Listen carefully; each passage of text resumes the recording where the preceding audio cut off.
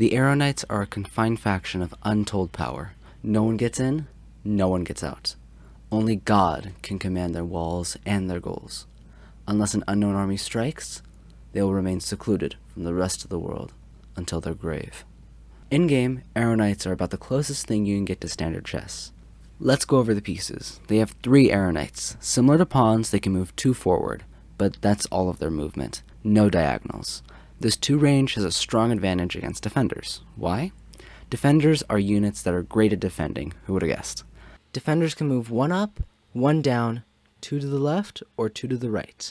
Defenders keep your lines in order without breaches, most of the time. Scouts are similar to knights, but are pushed to the extreme. They move in a large L, going 4 up, or left, or right, and then making a 90-degree turn, and going 1. They also move 3 diagonally, only on the last tile. They seem very good when you first start using AeroKnights, but you'll soon find that they are lacking more than you would expect. This isn't to say that they're bad, they're just difficult to position. Next, the star piece, the Acolyte. It has its signature shield that stops ally pieces from being taken. However, this does not, and I will say this again, it does not stop the Acolyte itself from being taken. So target the Acolyte and not the goons within the shield. The Acolyte also has a movement pattern of 2 and a plus sign, which is a very solid pattern for this game. Lastly, your king piece, the Sky Cradle. In this game, king pieces have a timer on them that ticks down on your turn. When that timer reaches 0, your king piece will deploy new units to help in the fight. Anyways, the Sky Cradle has 10 turns on its first deploy and 15 on its second, doubling that 15 indefinitely for further deploys.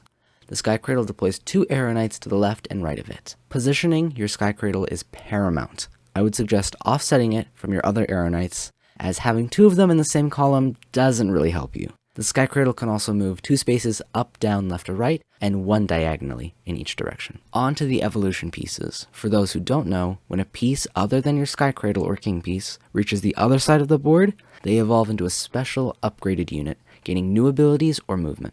AeroKnights evolve into Swords of Light, having a plus sign attack range, 3 in each direction. This applies great pressure. Getting as many of your AeroKnights to the opposing side gives you a massive advantage. Defenders evolve into Shields of Light. Having the same movement as the Sky Cradle, they are effective pieces to stop enemies from returning back to their side when a chase would occur. Are Shields of Light very common or seen at all?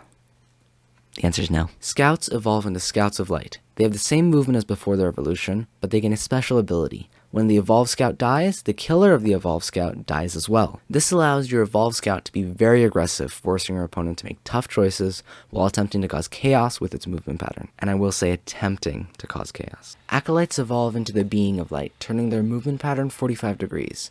Now instead of moving in a plus, they move in an X shape, keeping their signature shield, of course. The Sky Cradle does not evolve, as it is a king piece, but getting your Sky Cradle to the other side of the board is not a bad idea, as it will deploy Swords of Light.